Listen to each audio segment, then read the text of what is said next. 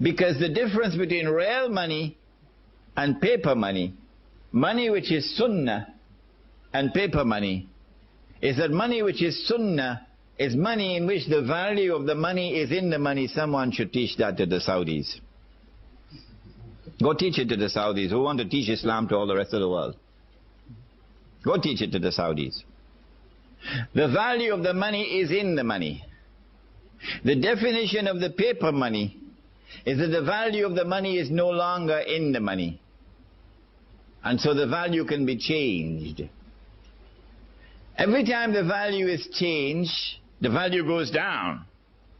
What happens when the value of money goes down? The first thing is that there is a massive transfer of wealth from the masses to that predatory elite, which in this case was the government, Uncle Sam. The masses lost half of their wealth, almost half. That's the first thing that happens when the value of the paper money goes down. What's the second thing that happens? The answer is this. I worked for the whole month. I got my salary in gold. Could buy a camel. Took it home. Put it underneath the pillow. Took it off after 5 years. You could still buy the camel. 10 years, you could still buy the camel. But when I get my salary in paper now, you could buy a camel, take it home, put it underneath the pillow. A few years later, when I take it out, can't buy a camel anymore. Could only buy a jackass now.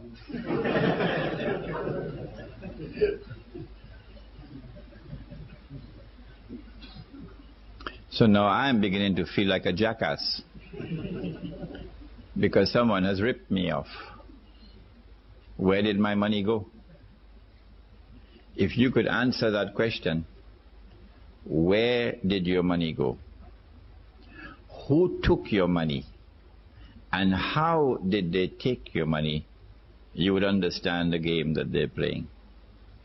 We used to have men like that. In North America, we had one Islamic scholar who was like that, and then they killed him. A man named Malcolm X. He didn't have a PhD from Al-Azhar, but he could see better than any sheikh. Who took my money? And how did they take him? Did they take it? A few years later, I take the money out of my pillow. Can't buy a jackass anymore. Can only buy a goat. A few years later, can't buy a goat anymore. Can only buy murgi. Dajaja. Chicken. I mean, you got to eat a lot of halwa not to be able to see that this is haram.